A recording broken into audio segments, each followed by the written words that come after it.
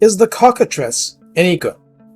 You may have expected a different unit, but I'm taking one of the Shadows of Change editions to begin a new Tzeentch playlist. Apologies for the old one being harder to find, but it's very simple. I planned on updating the entire roster with my better looking, better crafted videos, but I didn't have the heart when people exploded at that DLC. Now that patch 4.2 is here with makeup additions, let's truly look at whether these units are any good, with more information under our belts for comparing with other factions. Recruited for 1100 in campaign for 275 upkeep, the Cockatrice single entity has 6,120 health and 800 barrier points.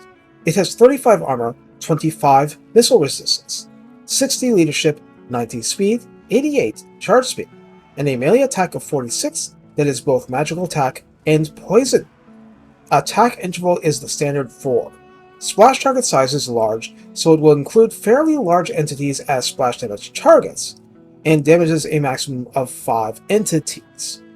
Melee defense is 38 base, weapon strength is 420, split between 125 base and 295 armor piercing, a very high armor piercing ratio.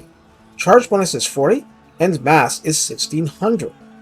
This flying unit is a siege attacker, causes both fear and terror, and has access to the Petrifying Gaze Hex, which causes an enemy within 50 meters to get slower, and slower, and slower, and finally stop altogether, subsequently breaking free once the 32-second duration is over.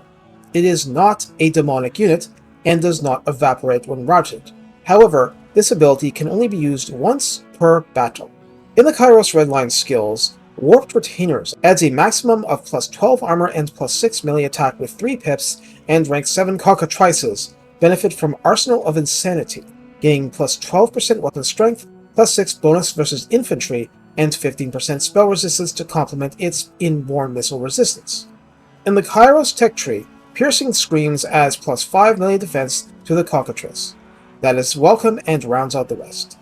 So how do you use the Cockatrice? I think this is essentially an air-to-air and air-to-ground interceptor and interdictor. It's there to obstruct, disrupt, deny, and generally harass the enemy, but with such a high armor-piercing ratio that it should be helping out with isolated chariots, lords, and other high-value armored targets. The real secret, to the extent there is one, is to see that it has poison for a purpose.